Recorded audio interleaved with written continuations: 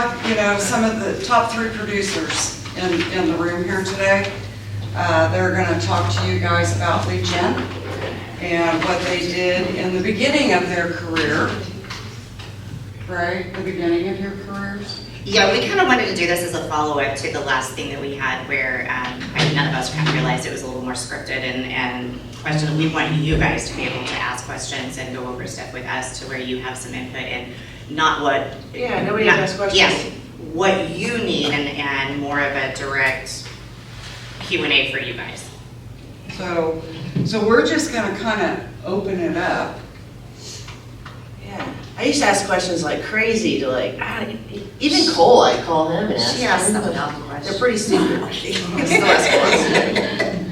But yeah, I used to love to do that and then I'd pick little things from things other people were doing and put them into kind of copying them, I guess, but tweaking them a little bit. So how did you get business in the beginning? I spent a lot of time at the bar. No. Well, I know it's true. It is true. We were at the golf course, the golf course bar in Kimberling City. Called networking. In networking, yeah. Oh, They had this little 9-hole course there in Kimberling City back in the day, and I used to hang out there all the time. It was great. And I just kind of, talk to the locals and hang out, and then every time I'm at the grocery store, ask a question, hey, not so creepy like, where do you live, but, so, oh, you live in Kimberling City too, if I hear him talking about it, or I talk to the guy behind the counter, the meat guy, Mike, and, oh, how's your mom doing? And he's like, she's not doing so well, we have to look for a place soon, you always kind of can strike up a conversation with anybody about real estate. Everybody talks about real estate, anywhere you go, restaurant. They know everything. And they know everything about it. Absolutely are. They're probably an ex-realtor. They are. Those are my favorite. Those are my favorite clients. Yeah, but and like I said, the last panel is I just joined everything. I think I was even though I had the drinking going on, I was also the volleyball coach for the traveling team. I did the mob networking group, sponsorship committee now for the neighbors and friends of Table Rock Lake, vice president of the Humane Society, vice president of my subdivision, boat association. I know, I was asking for it until I sold the president's house, and then I ended up president. I didn't think that to that last one. And then nobody else wanted it, so I had it for her. But if you join things, don't join too much, but those kinds of things get you out in the public, and I'm a nervous Nelly in front of people, as you guys can tell. But it always, people, if they see that you're real and you're not like a fake person, it helps. Yeah, networking, getting out there. If you go to church, everybody that I did go to church at one point. Still go to church. I haven't been going in a while because it's golf day. But. Okay, got it. The Lord's on the golf Church course. isn't somebody will pray for you. The Lord's on the golf course too. So any organization that you belong to or whatever, they all need to know that you sell real estate, everybody. Yes, and tax write-offs too for, if you're giving people donations, and you get your name on a screen too, that helps. Okay, you have a question? Okay, this is my English is my second language, and sometimes I don't know when I see people outside, I don't know where I start. You know what I'm saying? Oh. How can I start with talking with them? Sometimes I have that question. Well, I can't talk with people in English, and it's my first language. That's why she goes to the bar. That's right. The way you guys talk, Yeah. the professional way. Well, I think that just still joining things and talking to people. I was even a mountain bike coach, and I didn't know anything about mountain biking at the time. But if you join those things and you get to know people in a common interest, then they'll get to know. But your accent's beautiful, so people are going to always want to talk to you because they want to hear, your history and where you're from. So it is kind of interesting for people. You actually have a leg up on us because of the accent. Yeah, because people are more interested in you because you're, kind of exotic and fun. And The roundabout way is whatever, obviously your goal is to network and do things, but like what Ann is saying is, as long as what you're doing is genuine, you'll get to that part of the conversation. So if you're talking with somebody and you just pay them a compliment, or you're like, it doesn't have to start in that direction, I like but your purse. it can finish in that direction. Yeah, I like your shoes, I like your purse, I like your You know? You might hate it, but it's you, that day you. That day, yeah. I try to pick things that I like. But sometimes I try, like with some people, but I feel like, oh, they think I'm a stranger, like. Yeah. Don't manifest that, that's easy for Yeah, all of us. yeah, Get I'm a like that stupid thing that hillbilly, but- somebody's gonna, think Yeah. or whatever. But that could be your niche also, having the second language, and you should be advertising in, is it Indian? Yeah. Yeah.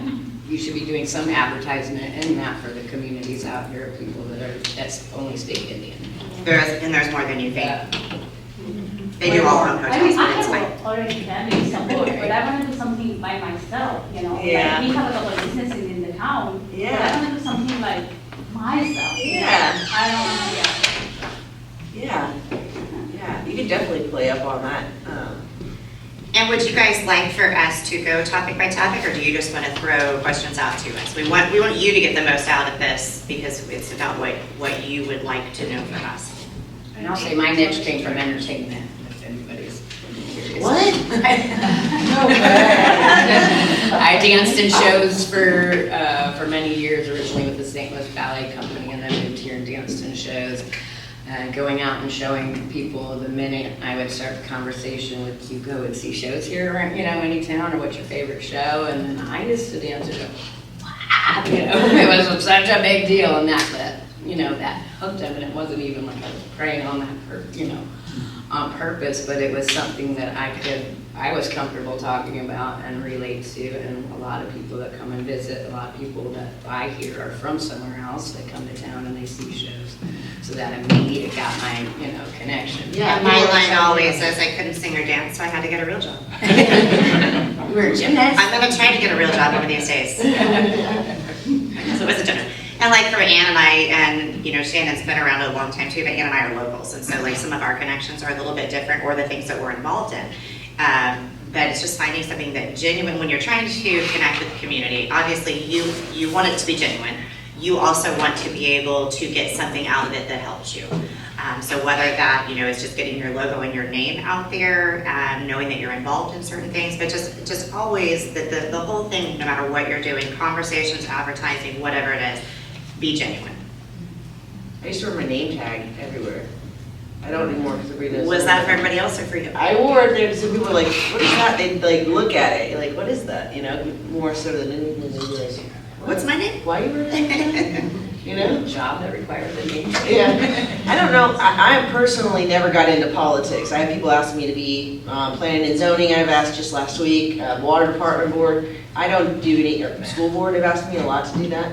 And it's just a matter of time before you're gonna take somebody off. I hate to ask, it's great to do public service, but it's Pick your better to battles. pick your battles, and it's better to stay on neutral, yeah. Better not to pick sides, and not to post like political stuff. We're getting fines on Facebook. Don't do that. You Absolutely. will lose your mind really Like my quick. If there's sister. no alcohol involved, don't do it. There you go. I like that motto. Yeah. If you look at my Facebook post, you think I drink all the time? Any other questions? I think for some of us, like for me, it's hard. I used to do marketing and advertising for over 2 decades for Pitchfork and Gatlinburg and my clients. So I love marketing and advertising. And then I know with what Monica's taught us and reading the red book is, you've got your red light and green light. So you have to think about what's the biggest bang for your buck? And sometimes that's expensive, and that helps in lead generation, with your marketing and advertising. And that's how I think of lead generation, is marketing and advertising. So that can be twofold though, it doesn't have to be paid marketing. So the only bad lead that you ever get is the one you don't follow up with. I don't care how you got it. Paid for it, it just came into you, doesn't matter. The only bad one is the one that you don't follow up with. So one thing that I used to teach in our Ignite classes quite a bit, because I'm a little bit different than these two, because I'm strictly behind the computer and I'm doing all of those types of things. So is planning a day. So I know a lot of times it's hard for real estate agents to get into the marketing side of it because it's not instantaneous gratification. There are some things I've done for years consistently. I have no expectation from those. I'm not emotionally attached to them. But almost like planning your day and just trying, it doesn't have to be every day because I know how real estate is and you can't, you don't always get to go by a schedule, but of saying, okay, so I know whether it's beginning or end of my day. When we say lead gen's a lot of things. So whether that's your community time, whether that's in time, but actually when it comes to marketing, social media, online, those type of things, picking the time slot you can manage a day, whether it's 30 minutes, an hour, 2 hours, whatever it is, and saying, I am going to take 30 minutes a day and I am going to work on some items within my marketing platform, whatever that is. And the reason I also say that is you cannot leverage what you don't know, and I don't care what anybody ever says different about that, because the truth is you cannot hire or pay for something if you don't know what your expectations are from it, if you don't know everything that goes along with them. So as you build things, you can delegate things out and leverage things out, but you need to have a basic knowledge of what real estate is from start to finish. And then you can decide where your time is best used. I do what I do, and Parker does what he does, because those are the things that we are the best at individually, and that allows us to work together. And so taking that time during the day, whatever it is, and don't expect the instantaneous gratification from marketing and lead gen, but consistently and continue to do it, even though that's not the shiny part. Obviously you guys want to be talking to buyers and sellers and writing contracts, but not focusing on that as being the shiny part of it, but the things that just have to be done once in a while, whatever your schedule is to do that, to then gauge out and see how what you're doing does for you over a period of time.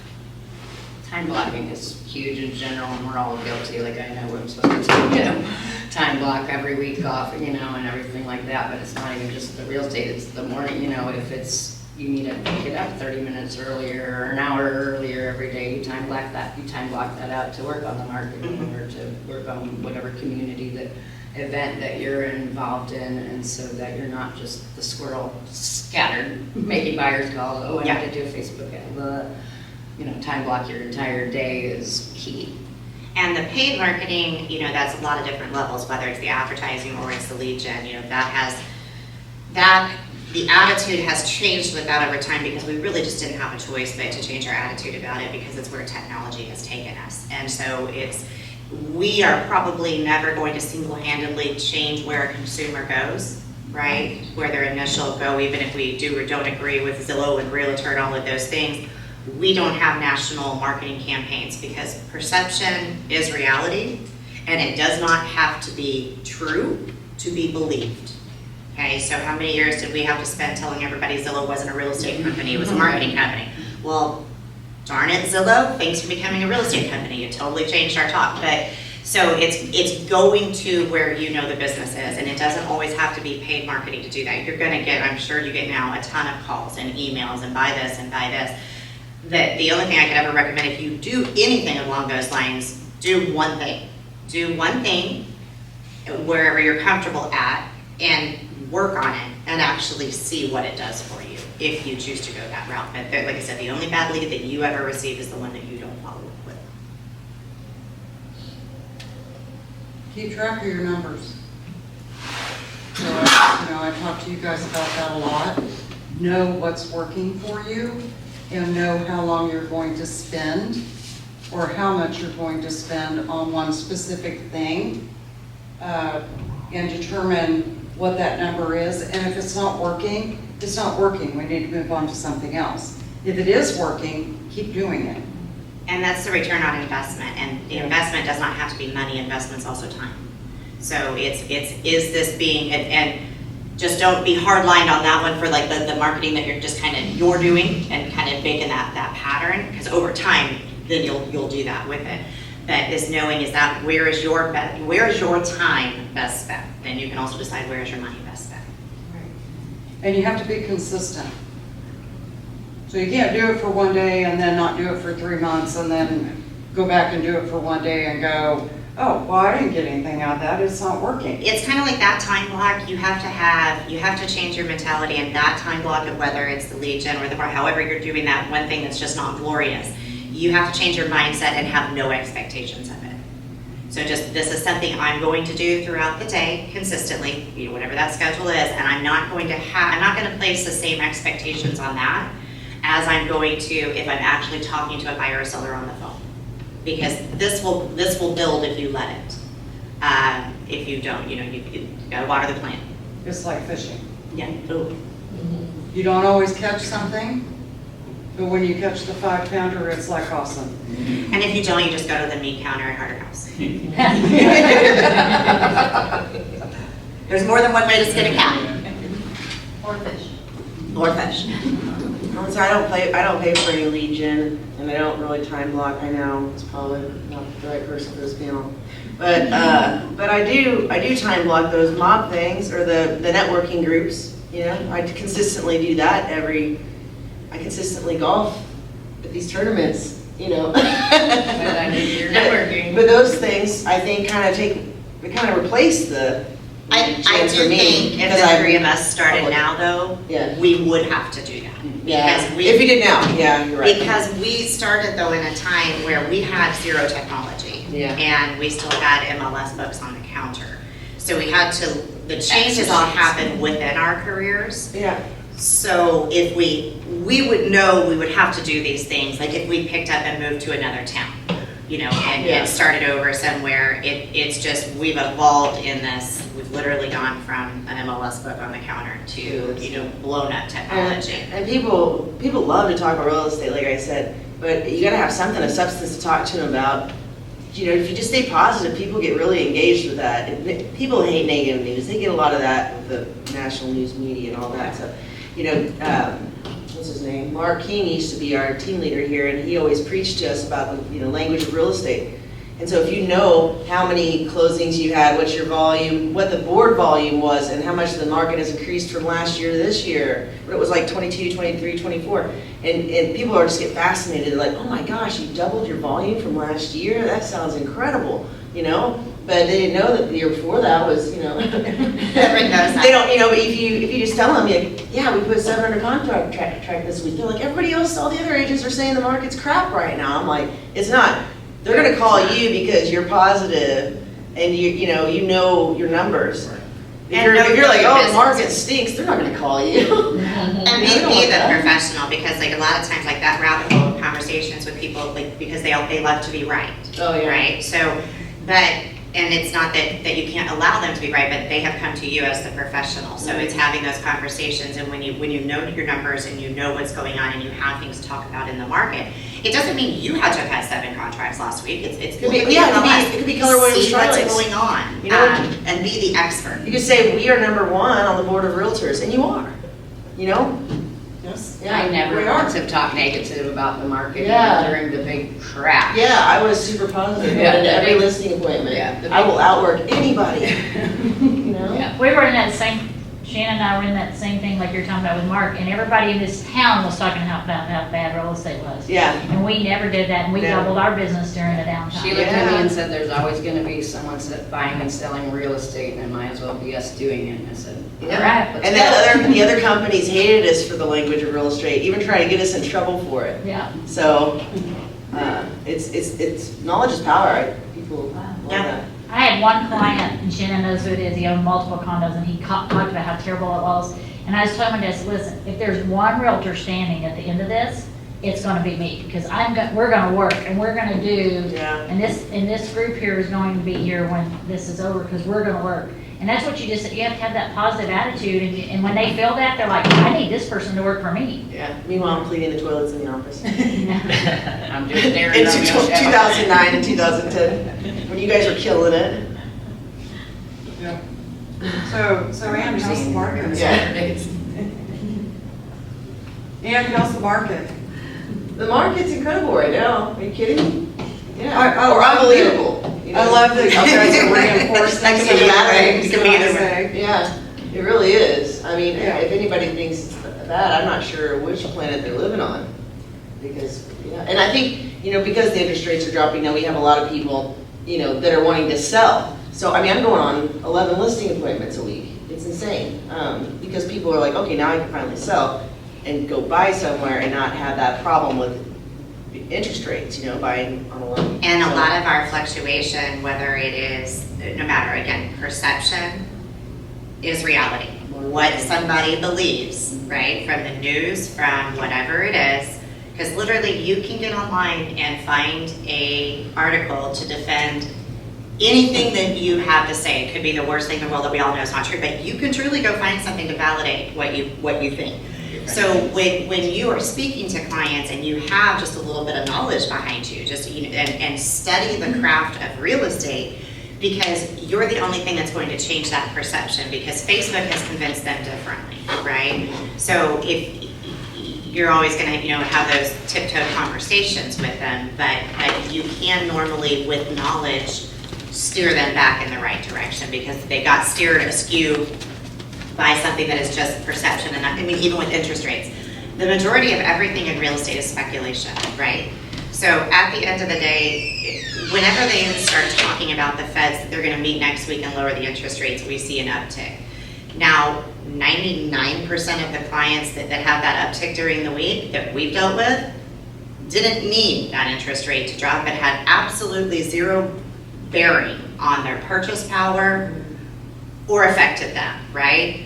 But that signal, whatever it was, that gave them the perception in their mind that now it's good.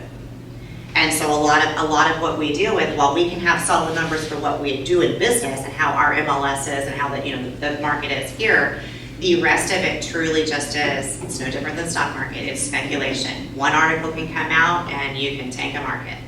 And that can be real estate, that could be the stock market, can be a lot of different things. But just kind of navigating people's perception.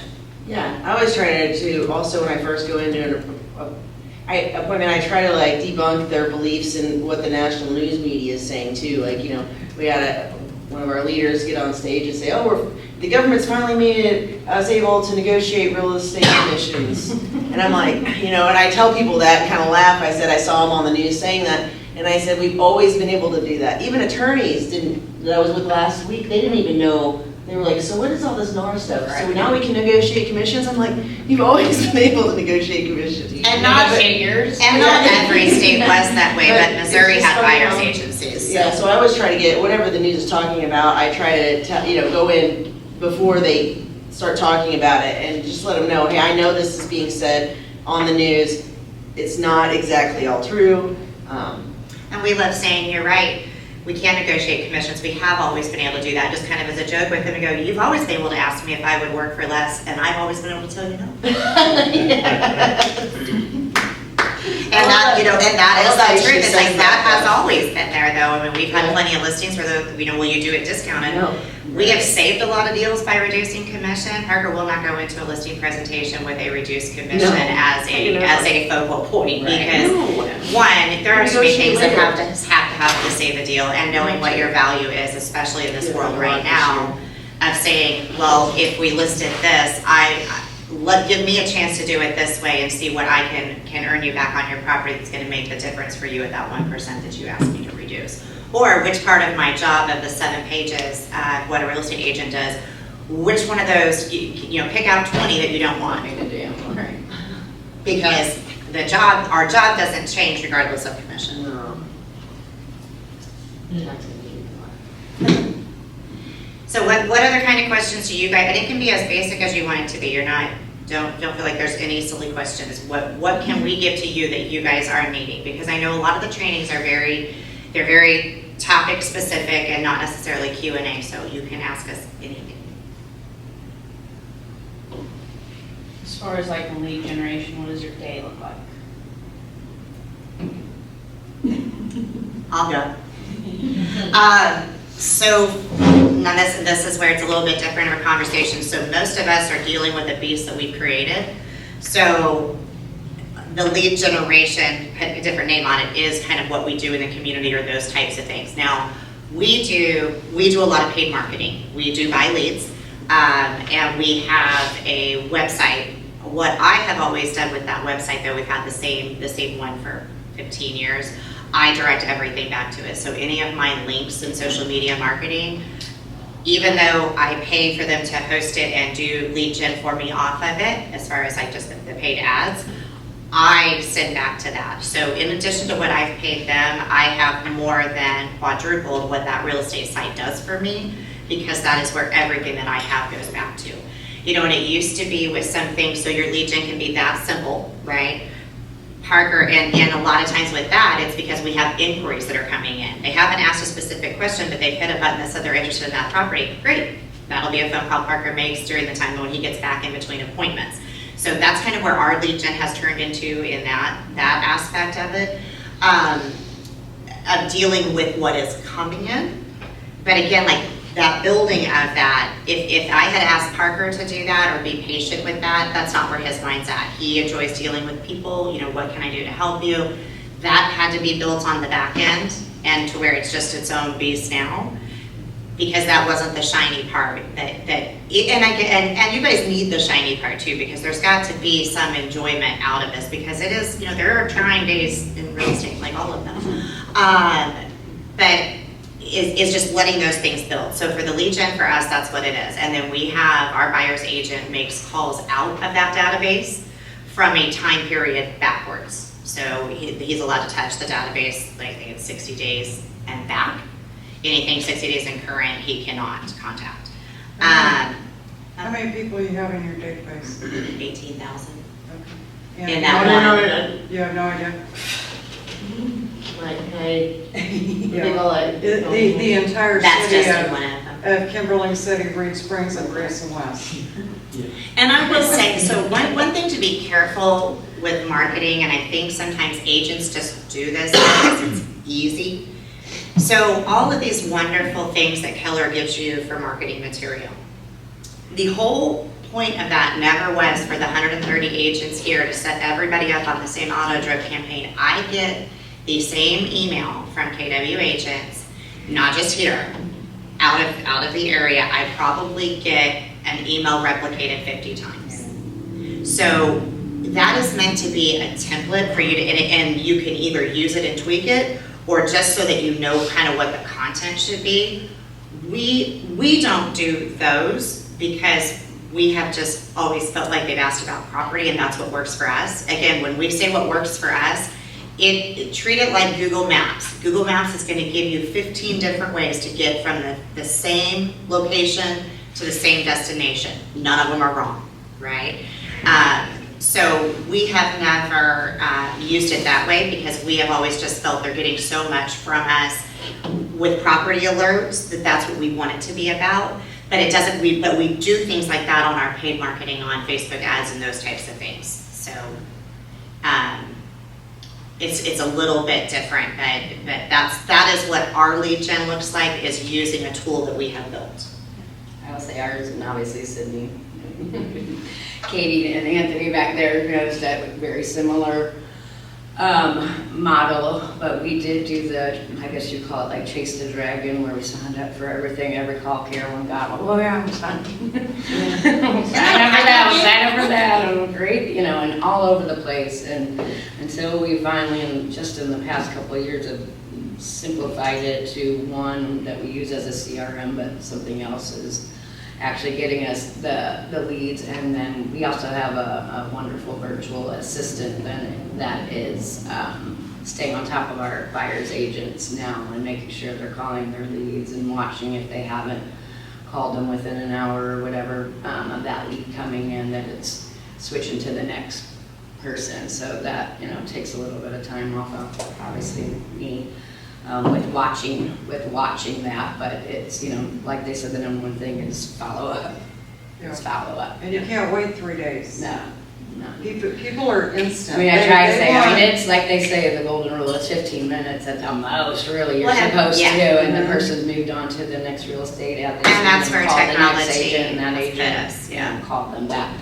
So do you I would guys say tons of have- our leads are in her database, and her database, Yep. and tons of theirs are, you know. Because it's they like sign up for 19 different everybody's, things. yeah, it's not like you get a lead and it's. Do you guys have autoresponders? We have them, yeah. Okay. So somebody sends in a lead, they click on the button, and you send them some kind of automatic email that goes back to them, just like that. We have Right. some set up like that. Yeah.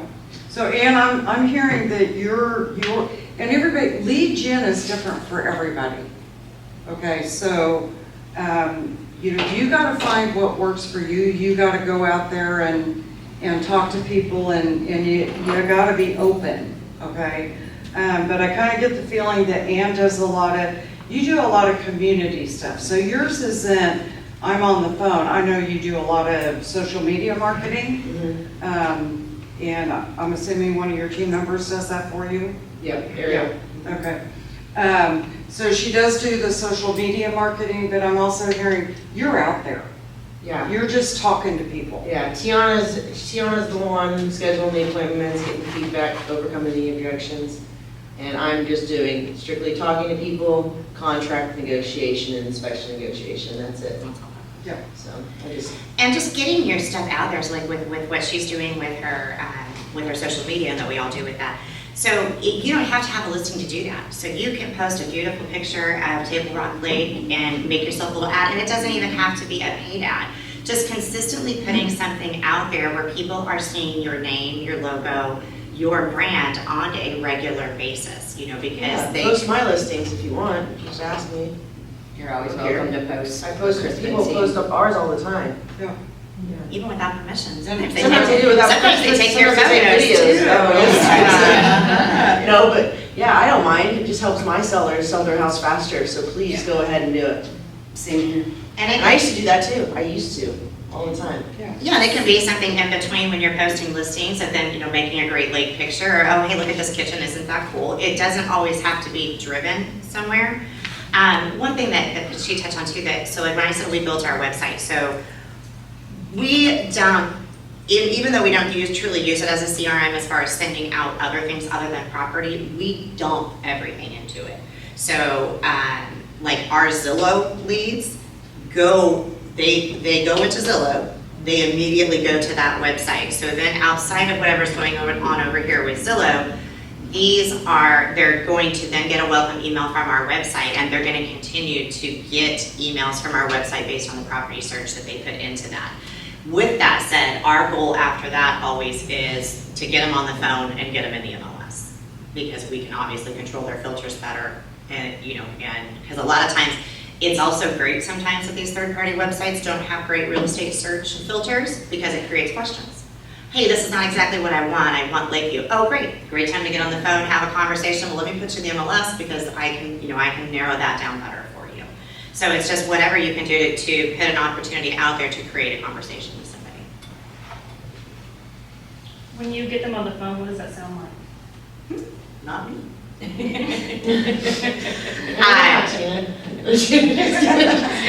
Seriously? I'll give you no me. No, this is actually, you guys will be very entertained by this. Somehow homes.com got my number. So you answer? So what do you say? Oh, it was great. I'm like, yeah, I do not know how that happened, but there was a phone call that has to be made today to stop that immediately. Typically with Parker though, it'll just be like, depends how it came in, if it's a specific question. If it's just where they hearted something, an inquiry on the website, hey, and it depends if it's a phone call or if it's text. Hey, I just saw that you put an inquiry in on this property, just checking in to see, how you're doing, what you need, what your plans are. And that could be phone or text, whatever is in line with that client or how that came in. Do you stay more casual, or you're casual about the conversation? Yeah. Parker's very casual about the conversation, yeah. Hey, you move into the area? What's going on? And that's when Parker and Ann are very similar in this, and they're very genius in what they do as far as they make sure that they create situations that they can do what they do best. Because if she had to do all the other things, and if Parker had to do all the other things that he's not in love with, that sounds kind of strange when I say that, but the tedious stuff with it would change their personality in dealing with people, if that makes sense, because you're exhausted from doing all this. So they set themselves up to deal with the parts of it that they excel at. And then She has a whole team. My husband just dumps the rest of it on me. It's glorious. Yeah. But no, we joke about that's why as a husband-wife, Parker and I can work together is because I don't want his job and he does not want my job. Yeah, and we put all the people on our team, we made sure to put them in positions that they love and excel in. You know, not, Tiana was hired as a buyer's agent, but then we figured out, no. No. So she really loves working with the sellers because she can, you know, be their customer service professional. She doesn't like the buyer side where you're, you know, having to, I don't like this tree, I don't like that paint. She just gets to the point where she's like, I don't really like you. And I'm still here. On that point, it's down eventually. Yeah, she's really better with sellers. So you have to do what you love, because if you don't, then yeah, you'll get miserable. I get really bitchy. You have if to they make me do paperwork all day or Okay, something. You know? Trenton, you gotta take that word out. I can't say that. Bitchy. Oh. So I I learned this lesson with Parker one time. I had surgery and he had taken a listing contract with him and filled it out by hand. I've done that with a buyer's agency last week. Krisha scanned it in and nobody really paid any attention to it. And Deb called, she goes, and I looked at him like, I do not know. I'm like, Parker, what is that? Like when it was like, what, 5 years ago we changed how we do agencies? That's how he filled it out. And I'm like, he's like, was it different? I'm like, yeah, it's just like 5 years ago. And he's like, it was so funny. He's like, I'm just trying to help. I'm like, please don't ever try to help me again. No, it's not good. And Deb thinks that I've got brain damage now because I don't know what that is. Yeah, definitely go ahead and hire an assistant as quick as possible too. It's worth the money and your freedom. Say that's supposed to be your first hire. Yeah, do it. We made the mistake over and over, not Yeah. doing that for a long So time. did we. Carolyn, Buyer's put it agent. on Carolyn. But do educate yourself on the process, because remember, at the end of the day, whoever you hire, whatever company you have doing marketing for you, all of these things, it's on you. At the end of the day, it's on you and your license. So know what you're doing just enough to be dangerous. So if you've hired somebody out to do something, you have to know what their job is, We right? can help you with that too. If you want to hire a cyberbacker, you can call either one of us and figure out what our cyberbackers are doing, because that $1,300 a month or whatever I pay is incredible Yeah. ours is what she too. does. But you gotta, I guess I'm a cyberbacker. And it's so incredible. I mean, she enters the listings and the photos and names the photos a different thing, and then she sends all of our clients like the websites whenever the listing goes live. So in that conversation, what Ann just said, in the beginning, Ann did everything from start to finish, right? Ann realized that $1,300 a month is worth the money for to better use her time, okay? But she knows how to do the real estate transaction, everything from start to finish, right? So if she has to go back and fire that assistant because expectations aren't, you have to know what the expectation is, what the laws are, what the rules are, and then adjust your time accordingly. And all of us at the beginning were, worked day and late at night, Monday through Very Sunday. upset with our broker. I texted her at 9:15 last night with a contract question. So she called me back at 7. That's right. But we went through that, we have a little more leniency, not much now, but it was busting all of our booties. I was gonna say a different You word. have, there's Day a and night, lot. 7 days a week, there was no part-time real estate going on for any of us. And there's a lot of people that I think don't even start their day till 9:30, 10, they get ready, and then they might come to the office for a couple hours. And you have to turn your hat.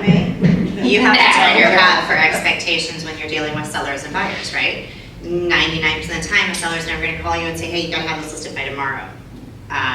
Buyers are going to call you and say, hey, I've got to see this property in 20 minutes. So you've got to be able to turn your hat for each of those and what those represent. Because it's a completely different mindset of dealing with those. Yeah, don't be scared to ask for help if you have a listing appointment and you have a buyer in the same time period. Call another agent and see if they'll do it for $100 or something. Somebody you trust. Not me.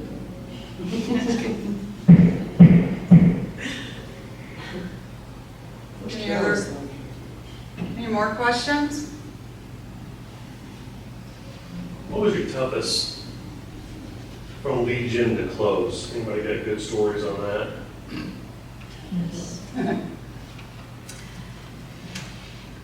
Yeah, I do. Yeah, and I'm like, how much fun? It is funny, I've joked that I don't know where our marketing is that says the crazier you are, please call Parker Stone, but I would like to know where that's at and remove it. But it is funny because in some of our transactions, we have dealt with just some very emotionally charged people. And Parker and I are completely different personalities. But when it comes to those, it's almost comical because the crazier the situation, by the time that is done, they love Parker, they hate their lender, they hate everybody else under the sun, but you're still emotionally drained by the time you get to the end of it. And so really, it's for any of them, no matter what the specifics are of it, it's not, purchasing and selling homes can be emotional for buyers and sellers. They should not ever be emotional for us. And so it's kind of removing yourself from it and not being emotional will allow you to get through that craziness. Yeah. That's a good point. Take the emotion out of it. Yeah. I mean, and then if people are overly draining you, it's okay to say no and cut them loose. You know, you don't have to make everybody happy. You're not a taco. So Yeah, they like Parker. I had this client my mom had back in 2000, whatever, and we had him when my mom passed him over to us, and I had him up until 2 years ago, but he was so emotionally draining to my team. He'd come in and say things that were inappropriate, and I just said, I'm sorry, I'm gonna have to let you go. And about a year he didn't like me, but now we're friends. I see him every once in a while. But it's We've you had to can't do let that that. weigh you down. You have to let him go. We've had to do that with friends where she's like, nope, your turn. Yeah. I'm like, nope, your turn. Nope, your turn. Nope, no.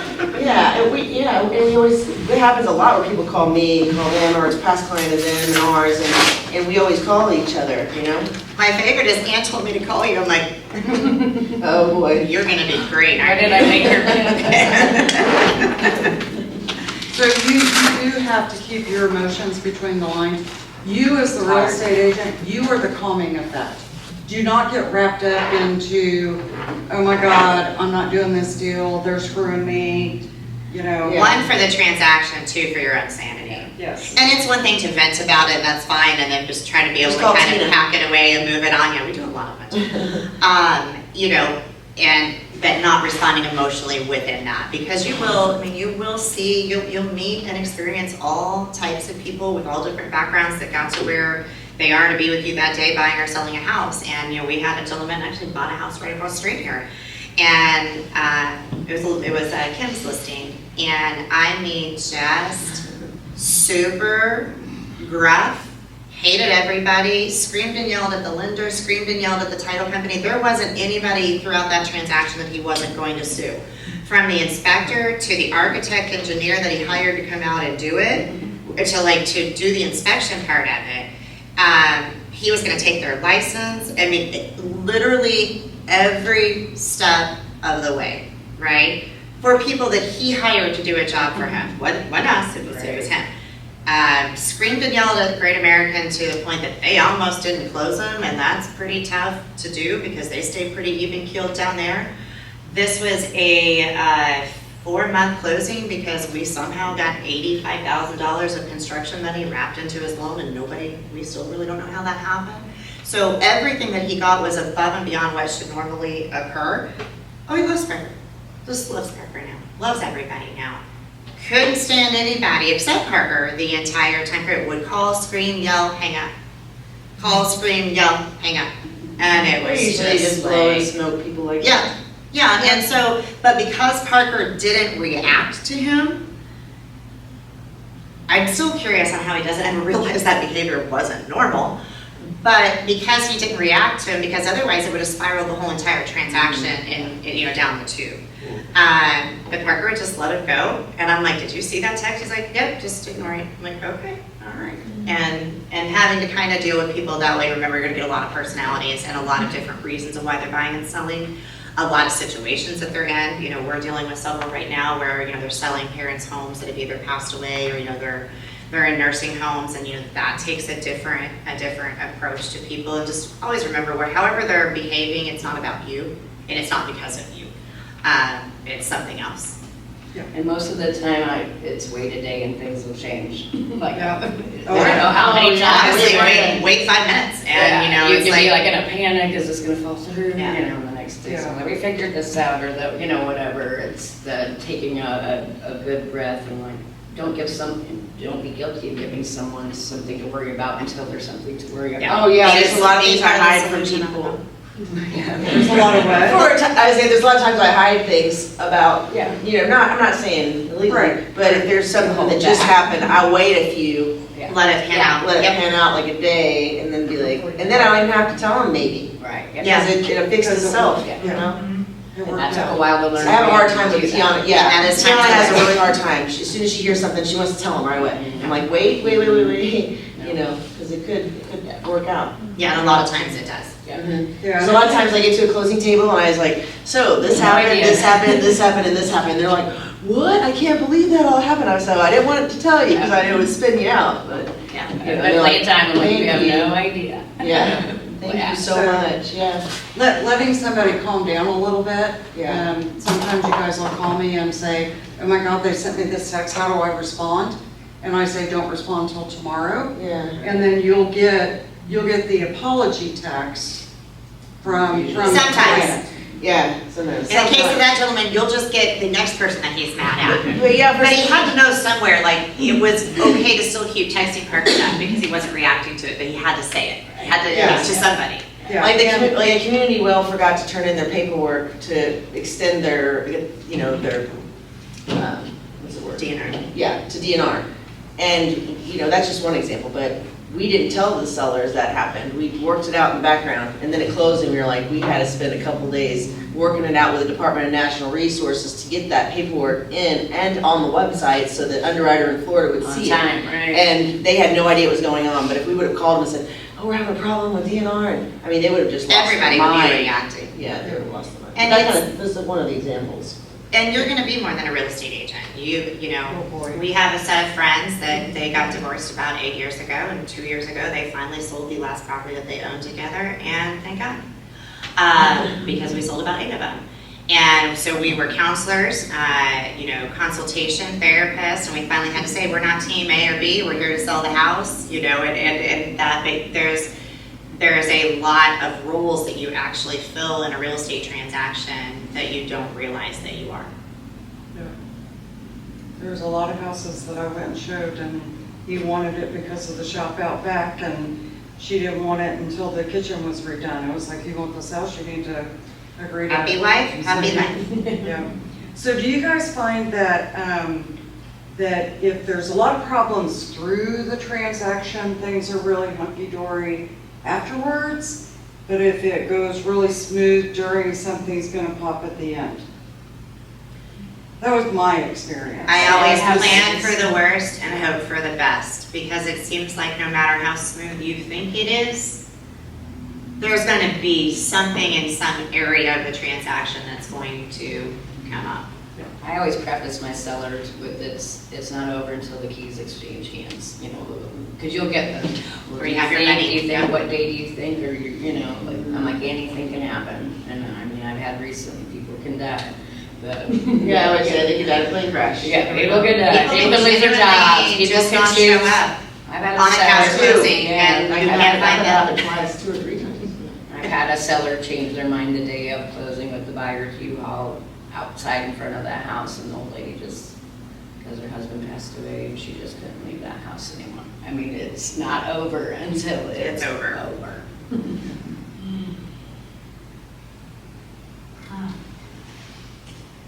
Yeah, feel free to call any of us, call me anytime. You're bothering me, if I don't answer, Tiana will, but I'll call you back. And the main thing too is just giving yourself, I feel like in real estate, a lot of agents get in the business because they see what agents, they're like, okay, well, I'm gonna go do that. Anybody can go be anything that they wanna be. I feel like a lot of people that are new to the business set themselves up for failure because they don't have the means to make sure that they can continue to find out if they're good at this and if they like it. You know, having some money set aside because, you know, no closings are instantaneous. Even if you start tomorrow, you know, chances are your first closing's not for 6 weeks. So I feel like a lot of folks get in the business and could be absolutely phenomenal agents, but they're never going to get to know that because they haven't put themselves in a situation to know that this is not an instantaneous thing. You know, we've been doing this 20 years, you've been doing this 20 years, you've been maybe 19, 18. How long did it take you to finally be consistent? Because it doesn't happen overnight. For us, it was weird because at the beginning it was, then we had the recession, then after. I'd say in the last 7 years, probably. Oh, no, you've been rocking it since I've been here, and it's Probably 7. almost 10. There was Yeah, a time, so like what I 2000s. used to do was when Parker and I think I got licensed the year after him, and our office was at Point Royale, we all were at Point Royale. And my kiddos were younger. Parker did point out one day that I actually was a stay-at-home mom and all the kids were in school. I'm like, oh, okay. This is so funny because I come from a family business where my family all worked together at a marina 24/7, phone lines rang into our house. So I am very used to constant work, no separation of personal life and business life. That's kind of just the way it's always been. She's the same way. So I started with my free time coming into the office, which I have a lot of free time because apparently I'm supposed to have a job. I'm coming into the office and messing with the new stuff that was coming, like when technology was starting to come down the pipeline. And Parker, I think, just thought, what are you doing? That's just dumb, you know, which was fine. And I just did little stuff. Then after the recession, I went to work on the road where I left every Thursday and I came home every Monday. And while I was out of town, I had a lot of downtime during the conventions we were at, and so I would sit on the computer and do all this marketing that I'm telling you just to block a little bit of time and do while I was working out of town. And I just did that consistently for like a year, and it was crazy because again I had no expectation of it. Parker had no expectation of it because he wasn't doing it and was dealing with business. And so it was almost like, when after a year and you see that you're getting some results from it and getting some brand recognition and your name out there, it's like, oh, okay, that helped.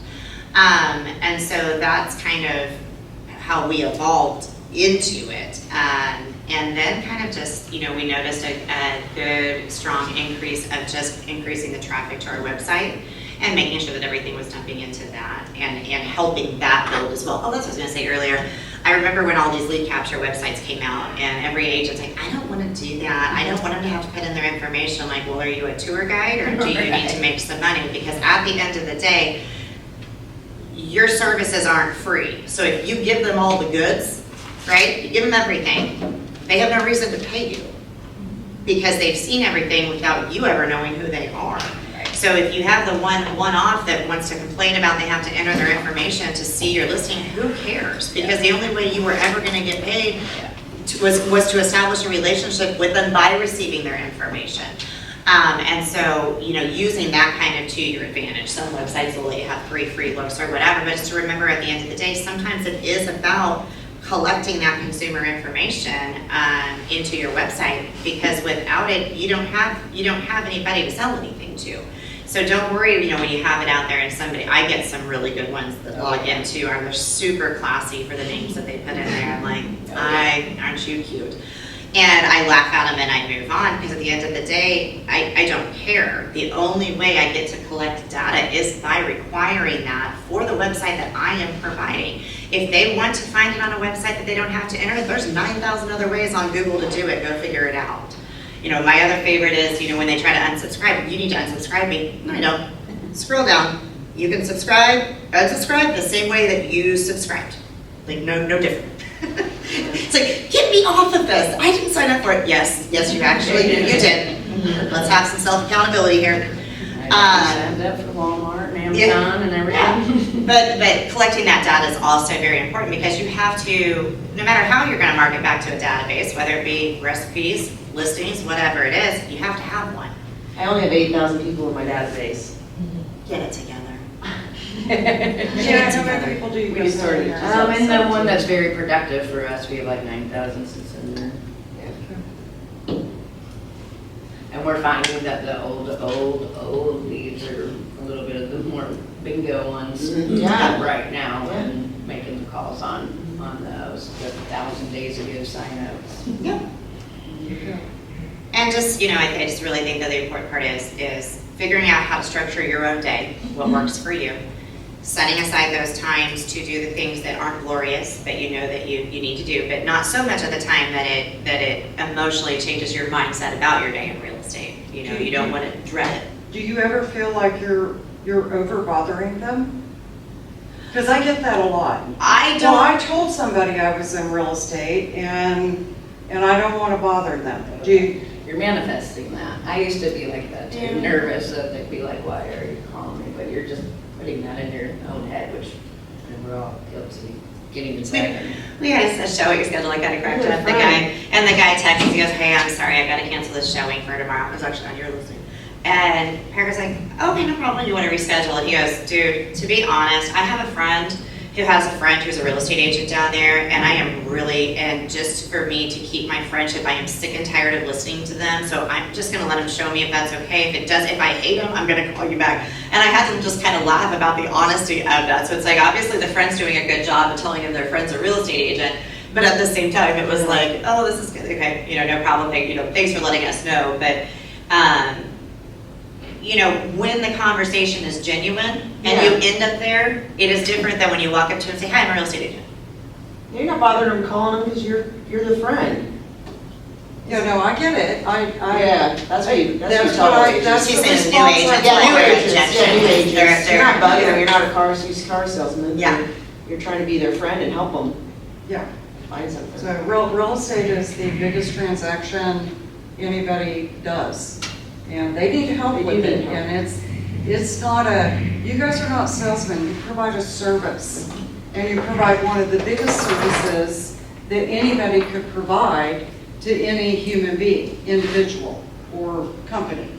But I hear a lot, because I asked the question, are you staying in touch with them? Well, I told them once, okay, that you need to keep contacting them. And I'm not saying do it every 15 minutes all day long for a week, but you need to stay in touch with them.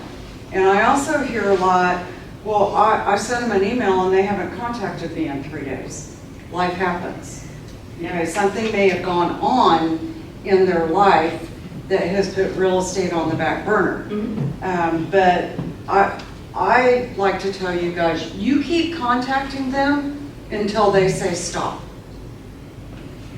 Would you guys agree with that? I usually say, did I drop the ball somewhere? And see Yeah. if it was, and even if it was them. I just had something to go along with that. I had showed some houses to clients from out of town, had amazing rapport, sent me a great text message, said, yeah, we want to see some more houses, and then they just basically ghosted me for 2 months after that. Calls, text messages, things like that, to the point of I almost got offended, we had this great rapport, I did all this work, and then, not replying to a text message, call, voicemail, email. So I kind of stopped following up with them, I really thought they were a real hot lead. And then one time on the Flex MLS, the email came through, they just opened your email, I'm like, aha, you're on the phone, I know you're at the computer, so I call them right away. And they're like, what a coincidence, we're looking at houses. I'm like, no way. And not taking that personally, because yes, at the end of the day, And what they said is we felt so bad. We had a doctor's appointment. We were at the bank when he called. Life's been so busy. We're so glad you called. We didn't want you to think we're ghosting you. Yeah. And then we're back at it again, looking at houses. I can't tell you the number of clients, and so with the new buyer agency thing, so we've always had buyers agencies in Missouri. Parker kind of always used it as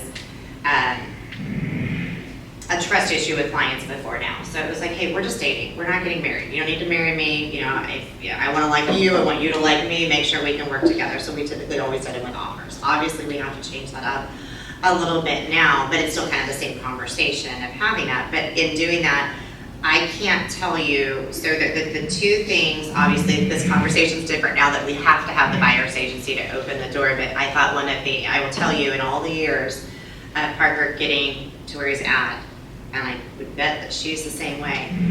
Nobody ever told any of our clients, I will not show you a house without your pre-approval, and I will not show you a house without a buyer's agency. Now, buyer's agency conversation, obviously different now. I cannot tell you how many clients we have where they've been in our database for years, and we've worked with them for years, and they've been looky-loos for 10 years, and they buy. Now, one, they've still been receiving properties from us, right? But not having that mentality of, buyer's agents is different now, of I'm not gonna go waste my time on you until you give me what I want, because you do have to remember when you're building these clients' relationships, you get to say that when you're married. You don't get to say that when you're dating, right? So obviously you want to kind of have a general idea, but you have to remember sometimes them providing that to you has nothing to do with their ability. It has to do with trusting you, caring enough that you care enough to open their business up to you, if that makes sense. So just kind of always be mindful how you approach those things, because just like that, they're gonna come back to you when their timing is right, you know. And then you're gonna have ones that's gonna happen with, and you're gonna find out they bought from 5 different agents, and you're gonna be like, I didn't like you anyway. And they were lunatics, and thank goodness you didn't have to work. Exactly, yeah. So just, you know, treating it like that, where, you know, all of these relationships you're building with clients, you're in the dating phase. Building those relationships, cultivating. And you can marry them or you can divorce them. It's you can get engaged to people. It's, you know, you get to decide after that. Okay. Any other questions? Deb? I know I'm late to the party, and I don't know if you've talked about this already or not, but I personally think it's kind of important to give them something of value when you're on the Keep in Touch campaign. You know, whether it's every 2 weeks or once a month or whatever, and I know Ann, you use the same thing that I do.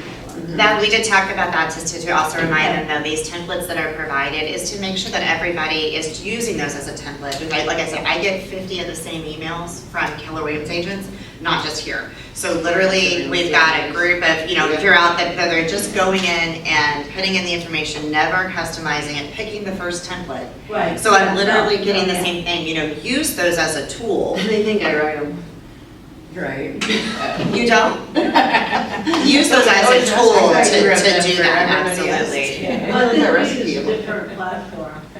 You still use a market leader, I Ann. love it. Yeah. Yeah. Yeah. And they do it different. We don't send out the same thing at all. Yeah, no, I'm just saying for anybody that's doing any of those is really look at what you're sending out. Make sure that content is of value to the client, and make sure that it is representing something back to you. Because you don't want to just fall in the loop. I mean, you can, but you want it to look different than what somebody else is doing. And that could just be in the content, you know what I'm saying? So just always kind of using those as roadmaps to get you what you want. It's getting your logo and your name out there more too. So when you go into the templates, go to the next page to pick one. Yeah. Don't pick the Okay, first yeah, one. don't pick from page one, please. Just go, Change the picture, do something. And take, you know, a lot of you, we're doing a Smart Plan class in the next 2 weeks, which is like a drip campaign that you guys use. So when you're spending your 30 minutes or hour on your marketing stuff, go in, set up these smart plans where they're doing emails, and you can go in and personalize those as you go along. Okay, so you can, you know, hey, I'm gonna go in and spend, I've got a 36 touch email campaign, and I'm gonna go in and change some of it up. You may go copy one and bring it over, but then go change it up every once in a while. And send it to yourself first. Send it to yourself first, yes. So you know what everybody's getting. And kind of know, like, this is another one, maybe Deb can kind of touch on this a little bit too. It's kind of a little bit off topic, but it's a different conversation now also for us going and dealing with buyers, to where, you know, we were always very good about if it's somebody else's client, you know, step away. Now, there's going to come a time in this, though, where that conversation is very different, because if you have a buyer's agency with somebody that's time specific or address specific, or it's a non-exclusive, so kind of being mindful of how you're dealing with other agents in that too. I don't know what the answer is. We had it happen where somebody, I think it was a Zillow call, called into Corey, and I mean, Corey literally asked the person 18 times if they had an agent or not, and it was no, and it's somebody that's working with an agent in our office. And so I think Corey called him and said, hey, just a heads up, because somehow he found out later after the showing or something, and Corey called and said, hey, just a heads up, just so you know, I want you to know that they're not telling you the truth. So they're probably, they're probably doing this to a lot of agents right now, but because he was directly asked multiple times. But then realizing at the end of the day, that isn't just a conversation of, okay, here's your client back. Because those buyer's agencies, if they're exclusive, right? If they're address exclusive or their time frame exclusive, they're not. So just kind of know that in navigating how you handle those buyer's agencies and how you handle other agents that then call you, because I don't think that he really thought it through all the way, going, what kind of buyer's agency do you have? Is it the non-exclusive? Is it exclusive? Is it property? Is it time frame? And I hate to say that because that's just really not how any of us ever do business. And I don't think that at the core that's going to change, but it's probably going to be an issue for a hot minute, especially as you see some agents that really don't like change or educate themselves on that change, of cutting corners and getting a little shady on some of that But stuff. again, if you're writing address specific or day, time frame specific, you've got to expect that they're going to go to somebody else for something else. Yeah. If you haven't got what they want.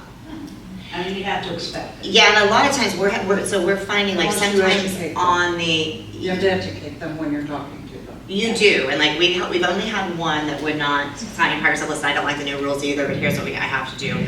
And he hadn't met with them yet, and then the wife texted back and said, my husband won't sign it. Parker said, it's no problem at all, I'm no pressure. It's also having the respect of your profession, because they should be getting that answer from every agent that they talk to. But are they? And so that's the thing is, and so at the end of the day, if they won't sign it, it doesn't matter, because that's the only way that you are getting paid in the situation. Sometimes we found like the ones that we don't have a relationship with, that's an easier in for the first showing, and then by the end of the showing, they're already formal. Yeah. But because they don't know what they don't know, and it scares them to death when you say, you gotta sign this.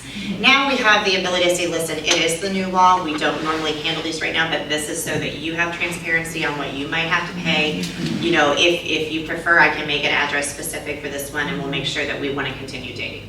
Kind of make So a lot light of of it. the investors that we deal with, it's always the address. I mean, it's simple. And we know that the investors, they always go to different agents, just whoever agent brings them something, it's always logical to know that they're, In our world, it's not logical. I have never written, aside from a few difficult clients, a property-specific buyer's agency until right now. We don't have that expectation with them because we don't give them that expectation. If they're going to run us around the country doing that, then we expect to be paid.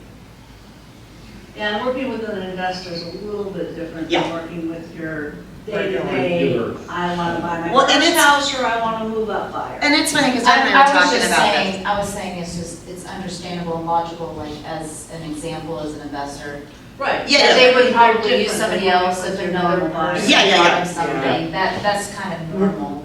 Yeah, we're having to do it now with the buyer side to make them comfortable because they're having to do something new that they weren't normally having to do. And it's funny because in all of this, commercial real estate is completely different. So commercial real estate, number one, 99% of the time, you're not getting paid for your buyer representation from that seller anyway. And I do love that, Missouri thought, this lawsuit and all of these things, they thought all of this was, it was just so transparent, right? Yeah. You realize nobody changed the land contract or the commercial contract, right? Nobody changed it. No, nobody changed it. I'm like, oh, okay, that's great. Like it makes no sense. It makes, if it was that important, go change all of them. That would be great. So it's just, it's making the client comfortable enough and educating them to how it works. And hopefully all of our colleagues are doing the same thing and not showing property in a way that they should be. but it doesn't mean that's happening. But now this is kind of where, though, the fact that it is on the news is a little bit helpful, because they've seen something about it, so they know you're not making it up. Even if it's bad information, It's information, yeah, exactly. Well, that's the point where your job is educating. Yep. Change actually was. Exactly.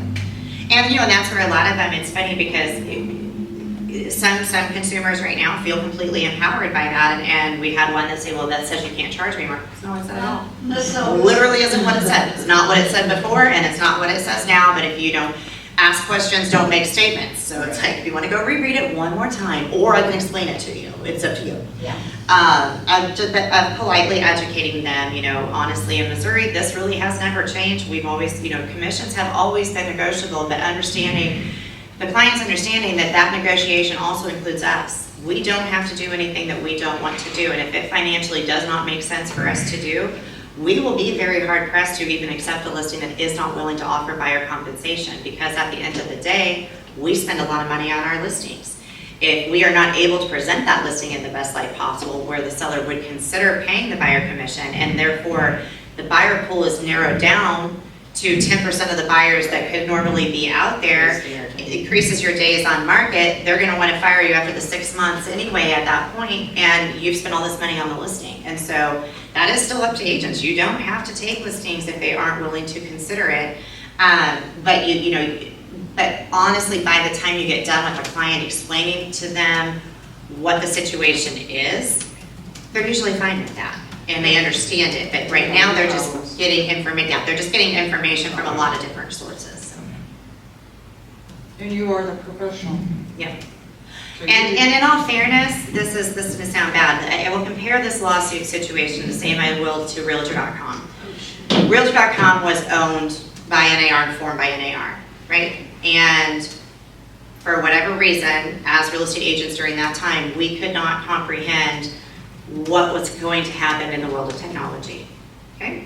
Because we had that.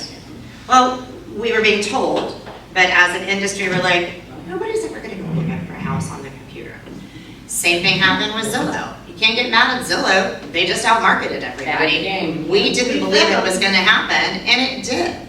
So now you have to go to where the consumer is going, right? So with the lawsuit, the same reason I say that is, honestly, at the end of the day, a lot of that also occurred and had the leeway that it had from agents making uninformed, uneducated comments like, oh no, your buyer representation is free. Tiana just texted me, she said she heard everything I said about her. I don't know about how to run it back. I love you, Tiana. It says Cassandra, it doesn't say. Oh, they're probably listening to her computer. Is because of, the Wild West days of real estate, treating it as a reality TV show instead of a professional profession that it is. And I'm a firm believer in that statement. Well, and it's true. I mean, it literally is true. And there are some areas that Is that not an oxymoron? It really is. Yeah, exactly. Being an educated professional, knowing what you're saying and knowing what the consequence is for what you are saying. And making sure that, the education in your business is as important as the TikTok videos that people make. Like that, because again, but that's the shiny thing everybody likes. You've got to educate yourself and be the professional, because that allows things like what just happened to actually occur. Yep. How it occurred on a national level with 52 states that all have different real estate laws, I have absolutely no idea, but that's okay.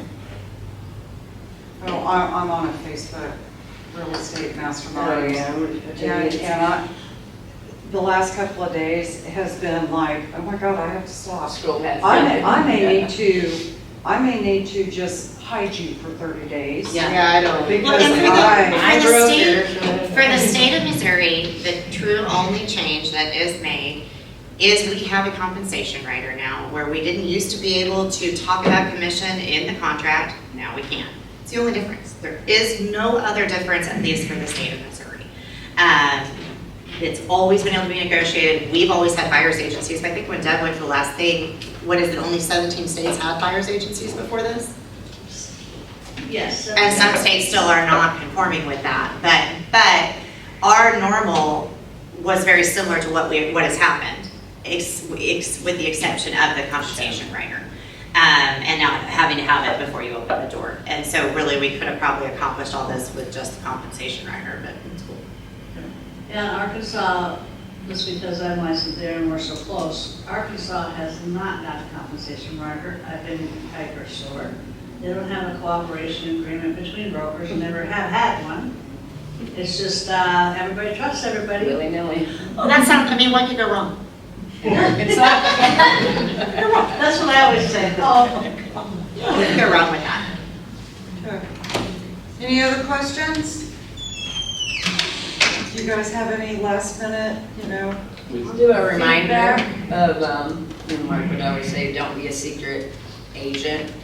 Every family member, no matter where they live within the United States, different countries or whatever, everyone needs to be constantly reminded that we're the largest real estate company in the world, and we have connections, and we trust, we network with, people everywhere, and can find them the best realtor that will fit their needs. That's free cake. That's free money coming to you.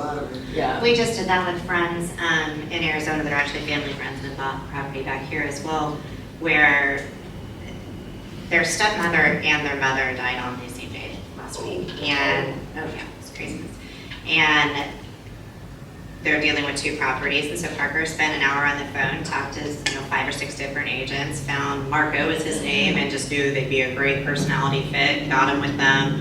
He met them within a few days. Obviously, we're getting the referral, but it was less about that. And then today we had a family group text with them, and they're like, thank you so much. Marco is perfect for us. We really appreciate it. He's got somebody coming out for an estate sale. So those are the situations that are in your everyday life that allow you to create a business opportunity for your business and to help, family and friends that need that help. I always call the team leader in the area, tell them about the client, say who's your perfect, match, or who's your cheap perfect, that sounded good to work with, this guy's a better, or, whatever. And then usually the team leaders, kind of give you the best. Yeah, and just always make sure to, ask the question, because it really is personality fit, and you're doing the dating for your clients or your friends, and, what their needs are. You don't just want, hey, the new, a referral that's, oh yeah, they really want to get going. Okay, I want something specific to what these needs are. I kind of always like the Facebook referral groups. I love those. I'm like, so do you actually want the best agent for what you are needing, or is it a popularity contest? Right. Because you're not serving your client well by doing that. And any last words? No, I think the referral thing's great. Just make sure every time you have a listing, see if they have a buyer where they're going, a buyer's agent where they're going. We do that all the time, and I do it for Nikki too. I just did one for Nikki last week. I interviewed 3 agents and picked the best one I thought would fit Peggy's. And it helps because then when there were problems in her transaction there, I could call that agent and say, hey, yo, what's up? Yeah. And she jumped at it. She was like, oh, I'm so sorry this happened. It won't happen again. So, I don't know. Yeah. It's just, real estate's just, I used to hate real estate agents, honestly. I didn't want to get in the business. Mom made me do it. But it's just about making people's day. I always say that, It makes you feel good when other people feel good. When you smile at somebody in the store, it makes them feel good, Just be When you make fun of a crippled person, how does that work? it usually makes me feel good. I'm not your fellow. That's why you text her back. I texted her, I told her she couldn't pick on a crippled. She's like, yeah, you're crippled in the head. She goes, then you didn't text back for a while. I thought you were mad. You have to be a little crippled. You do have to be a little crippled to do this business. But, and it's hang in there. Yeah. I mean, it took me a year to hang in there. Yeah. Took me a year to get my first commission, like everybody knows that. But yeah, it takes a little bit. It took me about 5 years, maybe. 2017 is when we really turned it on. It just takes a little bit of time, so hang in there. It'll work. And everything is water off a duck's back. So, like, Parker and I's personality is very different. I'm reactive. Shut up. I'm reactive. He is not. So, like, for him, he can get the same text, and he's like, cool, water off a duck's back. Does not care. Does not affect his day. I'm like, And so really, and I've gotten a lot better, is really also learning though to control, of allowing a reaction within yourself to these things, because you're gonna have everything under the sun thrown at you. It's not personal to you, don't make it personal, and just let it go. So that is one of the personality traits that you're gonna see, especially like with Anna Heard, because it might bother, like, it'll bother them if somebody is not satisfied or upset, but their craziness is not going to truly affect them. Yeah, I get more upset when people don't like me. Yeah. Sleepless nights. Yeah. And don't let that affect you either. Everybody doesn't like Yeah, everybody. not taco, right? So, Yeah, no. get it. It's not If Burger I King, you had to can't do have it that your with way. somebody like me, I would. Just a burrito. Yeah. I get it daily. Yeah, I mean, and there's been times, like, I think Parker over 20 years has fired 2 clients, and if Parker actually if Parker fires only you, fired or couple. Ann fires you, 2, I've you need to go readdress your life choices. Now, if I were to fire somebody, it could just be Tuesday, you know? And so that's why I am not allowed. Okay. Thank you, guys. Good, good, good. Good luck, guys.